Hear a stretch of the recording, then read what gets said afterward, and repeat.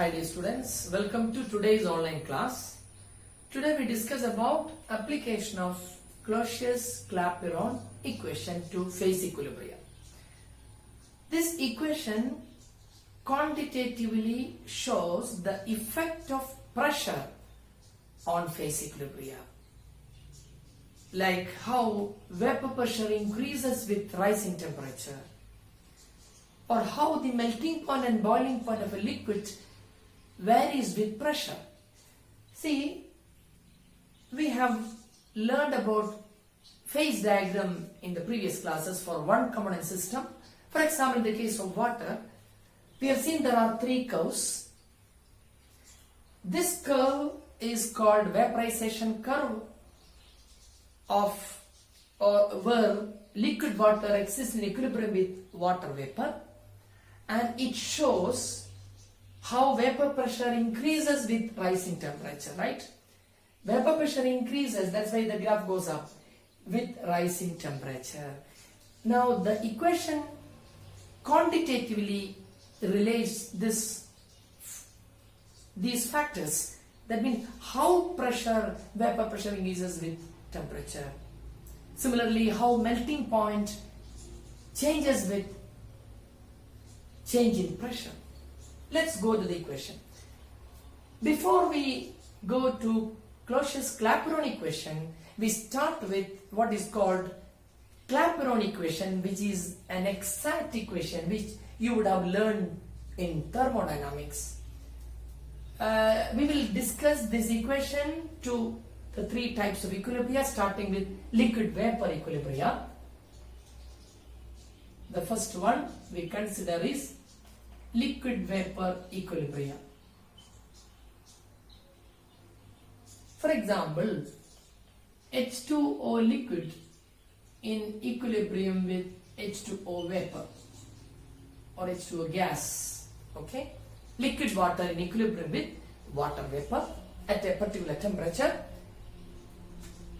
Claperone equation is dP by dt equal delta VH divided by T into Vg minus VL. What are the terms? dP by dt indicate rate of change of vapor pressure with temperature. How vapor pressure changes with temperature. Delta VH, it's an enthalpy term. What is V? Vaporization. Enthalpy of vaporization, or more correctly, molar enthalpy of vaporization. T is the temperature at which the equilibria exist. Vg is the molar volume of the vapor or the gas, and VL is the molar volume of the liquid. This equation is called Claperone equation. Importance of this equation is that this is an exact equation.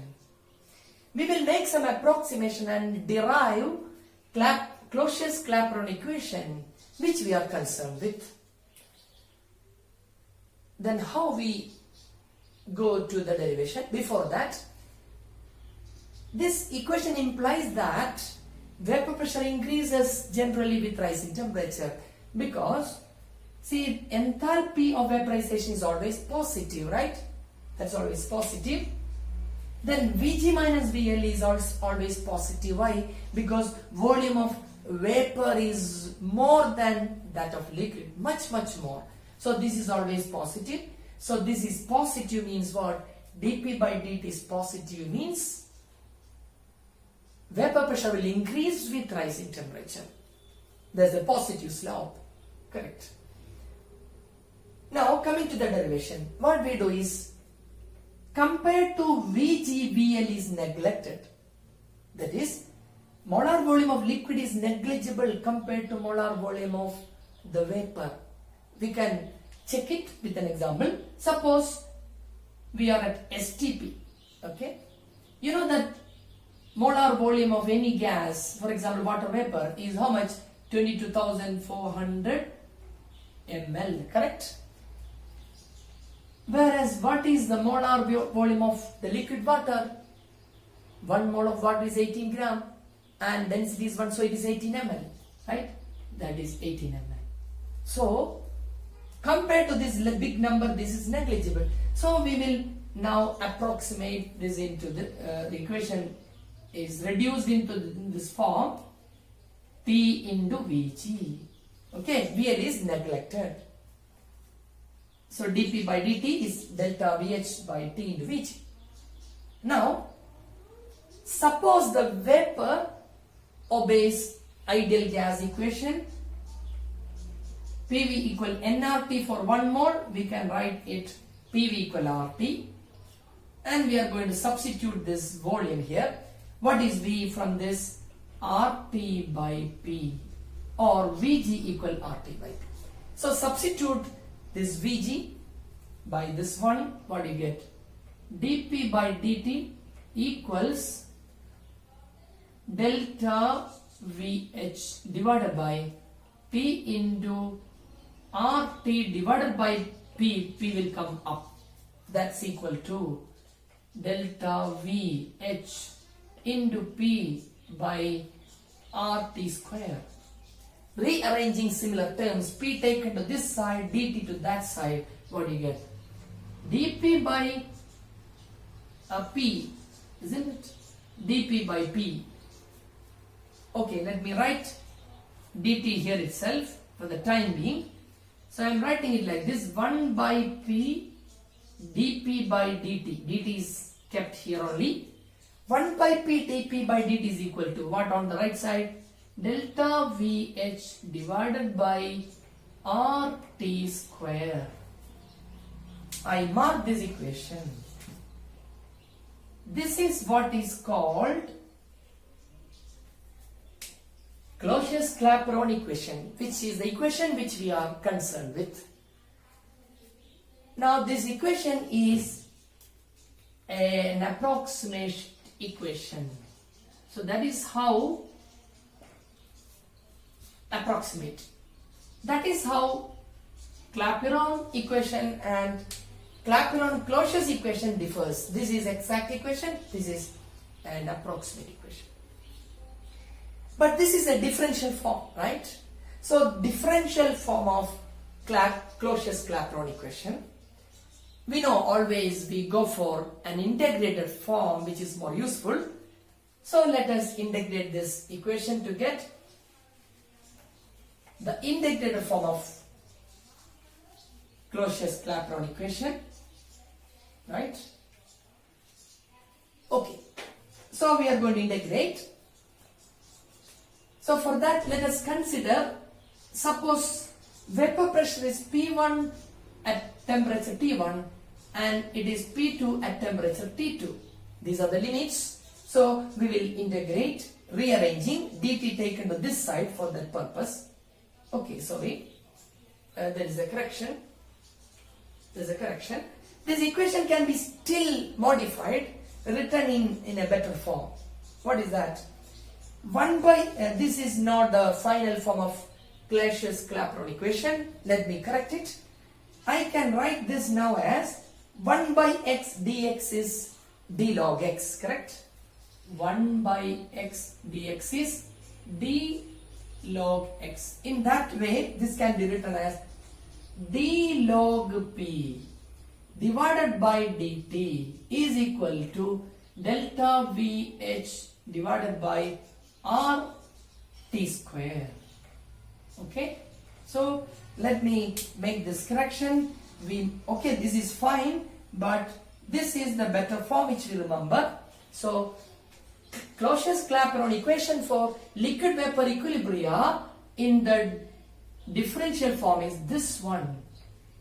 Okay, now we go for integration, for which we consider at P1 temperature, at temperature T1 vapor pressure related to P1, at T2 it is P2. So integrating, for that we take dt to that side. So let me write d log p. Okay, which on integration between the limit P1 to P2. Okay, equal then delta Vh divided by RT square into dt, integrating between the limits T1 to T2. Okay. Now, what about integral differential get cancelled, you know? So you get log P. Applying the limits, what do you get? Log P2 minus log P1, or let me write it in steps. P1 to P2 equal. We have constants here. Delta VH, enthalpy of vaporization, and R are constant, and in bracket, or integration is only for which one? 1 by T square dt between the limits T1 to T2. Okay. Now here, what do you get? Log P2 minus log P1, which I can write P2 by P1, okay, equal on what is the integral of 1 by T square minus 1 by T, minus is taken outside, by R into 1 by T between the limits T1 to T2 equal minus delta VH by R into, applying the limits, 1 by T2 minus 1 by T1. Let me multiply negative to the bracket and write delta VH divided by R into, this gets reversed, right? So 1 by T1 minus 1 by T2. Finally, what's the equation? Log P2 by P1 equals delta VH by R into, tell me, T2 minus T1 divided by T1 T2. Okay, so this is the integrated form of Clausius Claperone equation for liquid vapor equilibrium. Okay. Now, for numerical purpose, we use common logarithm, in which case it will become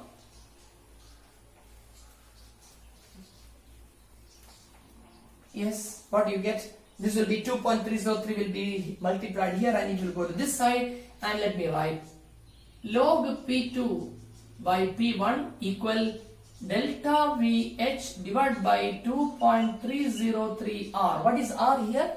Gas constant into T2 minus T1 divided by T1 T2. Right? We will make use of this form. Now in this derivation, there is one more application, that between this temperature limit, right, over this range of temperature, we assume that enthalpy of vaporization remain constant. There is an approximation made in this integration. Enthalpy of vaporization changes slightly from temperature to temperature. We assume that it remains constant over this range of temperature. Okay, now we will take one numerical to apply this equation. Write down a numerical here. The vapor pressure of water at 25 degrees Celsius. 25 degrees Celsius. That means T1 is given. The vapor pressure of water at 25 degrees Celsius is 634 mmHg. That is P1 is 634 mmHg. That is a pressure, vapor pressure given in mmHg. What would be the vapor pressure at a temperature of 100 degrees Celsius? So T2 is given as 100 degrees Celsius. What would be the vapor pressure? P2 is asked. The heat of vaporization in this range of temperature may be taken as, there is delta VH is given as 40,593 joule per mole, molar enthalpy vaporization. We need gas constant, universal gas constant for this purpose. What is the value of R in joules? 8.314 joule per Kelvin per mole. Okay. One important thing is that in gas equations and all, we take temperature in Kelvin, so this is to be converted. Adding 273 here also, you have to add 273 and take. So this is equal to what? This is 368 Kelvin, and this is 373 Kelvin. Okay, because we have to take care of the units here. It is Kelvin, so it has to be in Kelvin to get the units get cancelled. Now let us substitute. So log P2 is asked. P2 by P1 is given as 634 mm of Hg. We can keep the unit of pressure as such and write in the same unit. The answer can be written in the same unit. If not, otherwise asked to give in some other units. Delta VH 40,593 joule per mole. Okay, joule per mole. Then divided by 2.303 into 8.314 joule per Kelvin per mole into temperature T2 373 minus 368, okay, Kelvin divided by T1 T2 373 into 368 Kelvin square, right? Okay, we have to take care of the units to make sure that we are substituting properly to get the answer correct. We can cut, see, Kelvin, and this Kelvin and Kelvin inverse get cancelled. Joule per mole is also cancelled. Only mm of Hg remains. That is a unit you require to get at the end for the result. So what you do is you can simplify this. I am not going to the details of simplification. You can simplify this, get the antilog of this, and then find out P2, and the answer I am giving you, it is found to be 759.8 mm of Hg. You may check it out. Let us check whether the answer makes sense. Always in numerical, what you should do this. Whether the answer is sensible. See, pressure is 759. What was P1? It is 634. When temperature is increased, vapor pressure has increased. Make the answer sensible. So it is likely correct, and unit is also there. Okay. So you should try such numericals. When you do a numerical, you will make the equation thorough. That's the advantage. Now we'll go to the other two types of equilibria. See, it's going to be just an extension of the same equation. So it's quite easy. We can just look at what are the differences. So now we take solid vapor. Solid vapor equilibria. For example, H2O solid in equilibrium with H2O vapor. This process is sublimation, right? And it refers to this part of the equilibrium. Solid vapor equilibrium. You know, this is called sublimation curve of ice, isn't it? We have discussed that. Now, what will be the Claperone equation for this equilibrium? dP by dt, change of vapor pressure with temperature, is equal to delta, what you write here? Sublimation S, enthalpy of sublimation divided by T into, and what? Vg, right? Volume of gas minus volume of here solid. There it was liquid, here it is solid. Right? This is the exact equation, Claperone equation. To get Clapeyron-Clausius equation, we make approximations. Like here also what we do, we will neglect this Vs in comparison with Vg and apply the limits and derive the, and apply the, you will neglect this and substitute Vg by RT by P And what you get finally, the equation will be in the same fashion, d log p divided by dt, d log p divided by dt equals delta S H divided by RT square, right? So only difference is here that instead of vaporization it is sublimation. Here there is one point to be noted, that generally sublimation enthalpy is always greater than enthalpy of vaporization, right? Enthalpy of vaporization and enthalpy of sublimation, which is larger. Enthalpy of sublimation. Why? Sublimation involves two processes, that is melting and then vaporization actually takes place in one step, solid directly into vapor. So when you take enthalpy, which is an extensive property, and by Hess's law we know that enthalpy remains constant.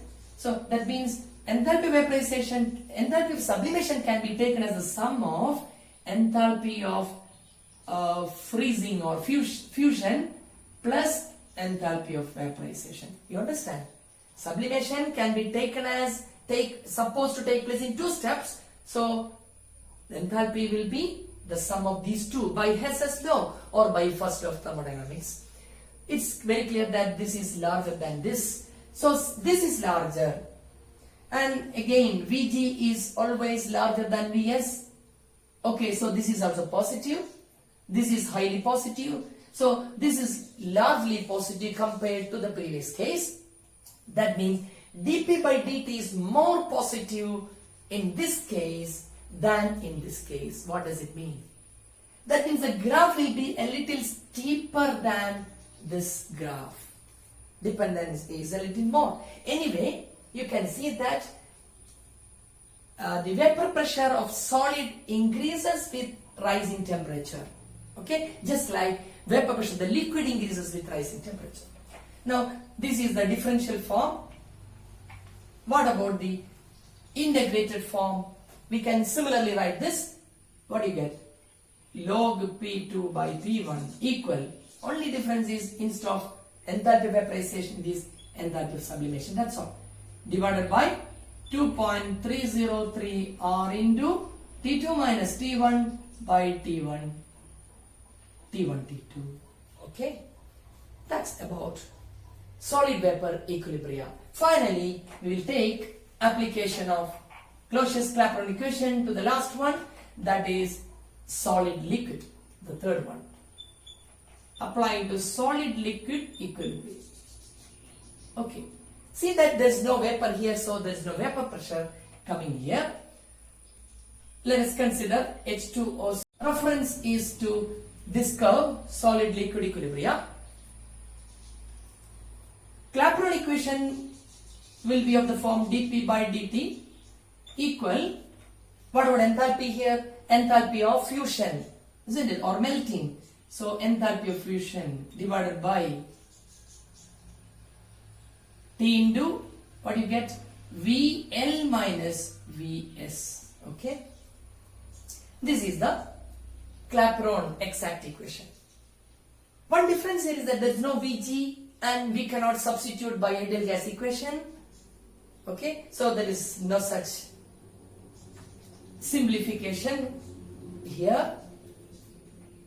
However, we can go for integration and get the Clausius Claperone equation in the more useful integrated form.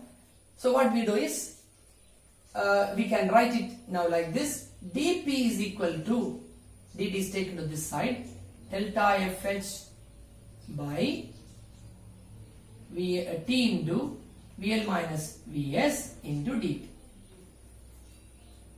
One point is here that dP by dt here also is positive, because this is positive, always it is endothermic. All enthalpies of phase changes are positive, endothermic. VL minus Vs, what about that? You know, generally when a solid is melted, what happens to the volume? Slightly increases, except in water. Water is an unusual case, isn't it? In the case of water, the solid form, that is ice, is having larger volume than liquid because of the cage honeycomb structure in ice, a lot of empty space. So generally this is positive. So this is positive means graph will be like this.